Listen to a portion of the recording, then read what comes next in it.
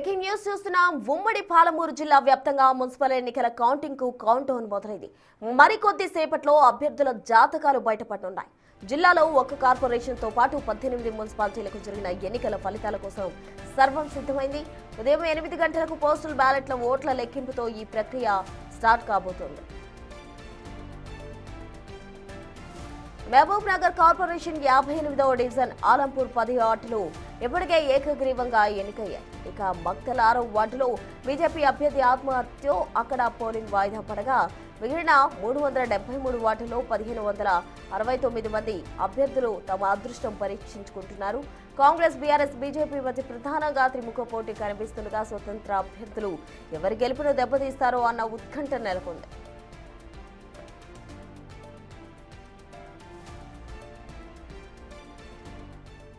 Counting కేంద్రాల వద్ద 144 section అమల్లో ఉంది. అభ్యర్థితో పాటు కేవలం ఒక ఏజెంట్ కు మాత్రమే లోపలికి అనుమతిస్తూ ఉన్నారు. గెలుపు మాదంటే మాదని ధీమా వ్యక్తం చేస్తున్న ప్రధాన పార్టీల నాయకుల ఉత్కంఠకు మరికొద్ది సేపట్లో తెరపడనుంది. పాలమూరు కోటపై జెండా పాతేదెవరో చూడాలి.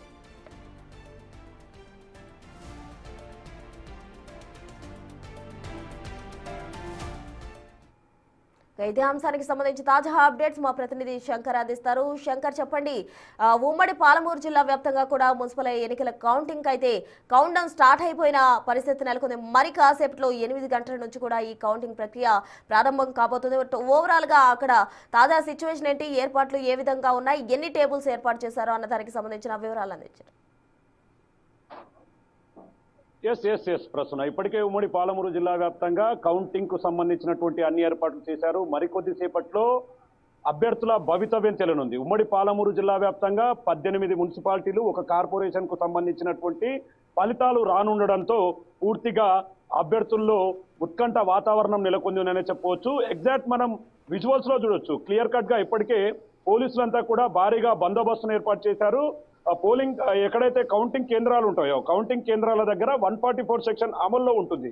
ఇక ఓవరాల్ గా ఉమ్మడి పాలమూరు జిల్లాకు సంబంధించినటువంటి మొత్తం 376 వార్డులు, డివిజన్లకు గాను ఎన్నికలు జరగనుండగా 3 వార్డుల్లో ఎన్నికలు ఆగిపోయాయి. ఎందుకంటే మహబూబ్ నగర్ కు సంబంధించినటువంటి 58వ డివిజను, అలంపూర్ 10వ డివిజను ఏకగ్రీవం కాగా మక్తల్ కు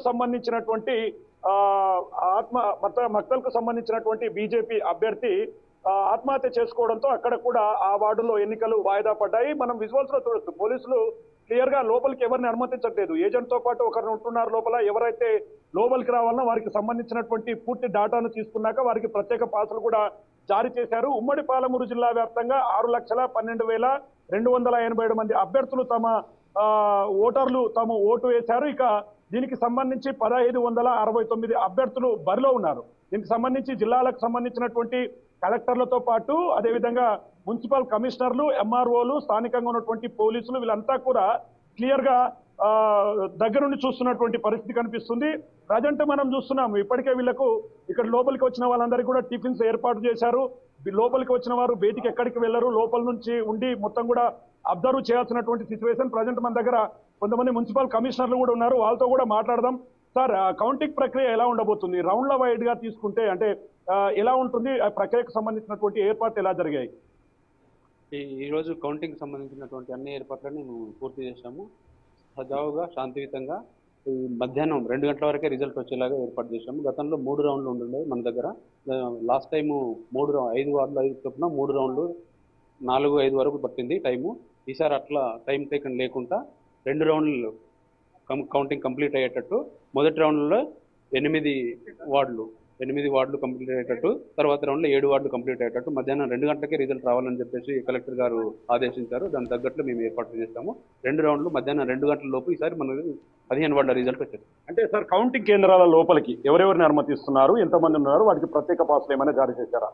కౌంటింగ్ కేంద్రాల లోపల ఈ శాంతి భద్రతల దృష్ట్యా ఏదైనా చెదురుమదురు సంఘటనలు జరగకుండా ముందే ప్రికాషన్స్ తీసుకున్నాము. మేము పోలీసు వాళ్ళకు క్లియర్గా ఇన్స్ట్రక్షన్ చేశాము. ఓన్లీ మీడియా, క్యాండిడేట్ ఏజెంట్ తప్ప మిగతా ఎవరికి కూడా ప్రవేశం లేదు. సార్, లెక్కింపు ప్రక్రియలో వీడియో రికార్డింగ్ ఉంటుందని కూడా చెప్తున్నారు. దాన్ని ఎట్లా ఫాలోఅప్ చేస్తున్నారు? అన్ని కౌంటింగ్ కేంద్రాలు వన్స్ కౌంటింగ్ కేంద్రం లోపలికి ఎంట్రీ అయిన తర్వాత నుంచి ఆ క్యాండిడేట్ బయటకు వెళ్ళిన దాకా లెక్కింపు దగ్గర కూడా క్లియర్గా మనకు వెబ్కాస్టింగ్ వీడియోస్ 24/7 దాన్ని మానిటరింగ్ చేస్తున్నాము. 24/7 వీడియో వెబ్కాస్టింగ్ నడుస్తున్నాము. సో మొత్తంగా ఇదంతా కూడా చూస్తున్నాము ప్రస్తుతం, ఎందుకంటే ఎక్కడ ఎలాంటి ఇబ్బందులు తలెత్తకుండా ప్రతి ఒక్క పార్టీ కూడా దీన్ని ప్రతిష్టాత్మకంగా తీసుకుని ఊబిల్లూరుతున్నారు. తమ జెండా ఎగరవేయాలని చెప్పి ప్రచారంలో మునిగిపోయారు. ప్రధాన పార్టీలతో పాటు అభ్యర్థులు, ఇండిపెండెంట్ అభ్యర్థులు కూడా బరిలో ఉన్నారు. ఇక మొత్తంగా భూత్పూర్కు సంబంధించి భూత్పూరు, దేవరకద్ర, అమర్చింత, ఆత్మకూరు, వడ్డేపల్లి, అలంపూరు వంటి ఫలితాలు మధ్యాహ్నం 1 గంట లోపలే వచ్చే అవకాశాలు ఉన్నాయి. ఎందుకంటే ఇవి తక్కువ వార్డులు ఉన్నాయి కాబట్టి ఇవంతా కూడా త్వరగా వస్తాయి. మిగిలినటువంటి మహబూబ్ నగర్ నగరపాలికకు సంబంధించి 60 డివిజన్లు ఉన్నాయి. దాంట్లో ఒక డివిజన్ మాత్రం ఏకగ్రీవమైంది. మిగతా డివిజన్లకు సంబంధించి కొంత సమయం పట్టే అవకాశాలు ఉన్నాయి. ఏదేమైనప్పటికీ ఓవరాల్ గా దీన్ని చూసుకుంటే ఆర్ఓలతో పాటు మిగతా సిబ్బందిని కూడా నియమించారు. మనం విజువల్స్ లో క్లియర్ గా చూడొచ్చు. ఇప్పటికీ వారికి ఏర్పాట్లను కూడా చేశారు. ఎందుకంటే లోపలికి వచ్చిన వాళ్ళు బయటికి వెళ్లకుండా వాళ్ళకు ఇప్పటికే టిఫిన్ సంబంధించినటువంటి అంశాలను కూడా క్లియర్ గా కంప్లీట్ చేస్తూ వస్తున్నారు. దాని తర్వాత వాళ్ళకు కూర్చోవడానికి ఇక్కడ అన్ని క్లియర్ గా చైర్స్ కానీ ఇవన్నీ కూడా ఏర్పాటు చేశారు. ప్రధానంగా పోలీసుల బందోబస్తు అనేది కొట్టొచ్చినట్టుగా కనపడుతుంది దీంతో ఎక్కడ. ఎందుకంటే గతంలో పంచాయతీ ఎన్నికల్లో చాలా చోట్ల చిన్న చిన్న సమస్యలు జరిగాయి. ఆ సమస్యలు పునరావృతం కాకుండా పూర్తిగా తమ ఆధీనంలో ఉంచుకున్నారు జిల్లా కలెక్టర్లు. అదేవిధంగా వనపర్తి జిల్లా ఎస్పీ సునీతారెడ్డితో పాటు మహబూబ్ నగర్ జిల్లా ఎస్పీ జానకి, అదేవిధంగా నారాయణపేట జిల్లా ఎస్పీ వినీత్ తో పాటు మిగతా వారందరూ కూడా దీని మీద క్లియర్ గా దృష్టి సారించారు.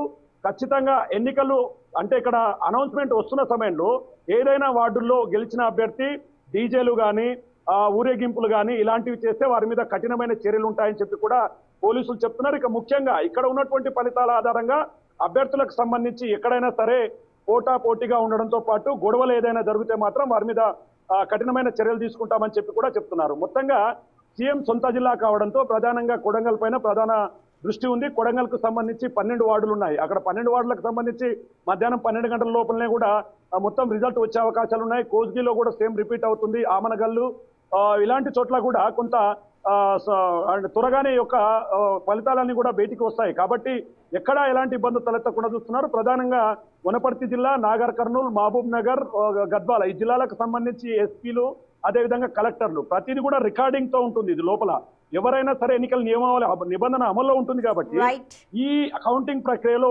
ఇబ్బందులకు గురి చేస్తే, కౌంటింగ్ ప్రక్రియను తప్పుదారి పట్టిస్తే వారి మీద సీరియస్ యాక్షన్ ఉండబోతుంది. ఇప్పటికే ఎస్పీలు కూడా ఆర్డర్స్ జారీ చేశారు. ఇక గత కొద్ది రోజులుగా కూడా ప్రచారాలు, మొత్తం ఓటర్లను ఆకర్షించడం, డబ్బుల పంపిణీ, మందు పంపిణీ ఇదంతా జరిగిపోయింది. మరి ఓటర్ల తీర్పు ఏ విధంగా ఉండబోతుంది?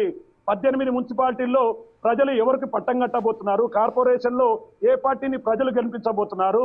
ఏ అభ్యర్థులను ఇంటికి పంపించబోతున్నారు? ఏ అభ్యర్థులను పీఠంపై కూర్చోబెట్టబోతున్నారు అనేది మాత్రం సర్వత్రా ఆసక్తిని రేకెత్తిస్తున్నటువంటి సిచ్యువేషన్ ఉమ్మడి పాలమూరు జిల్లాలో కనపడుతుంది. ప్రశ్న రైట్, థ్యాంక్ యూ.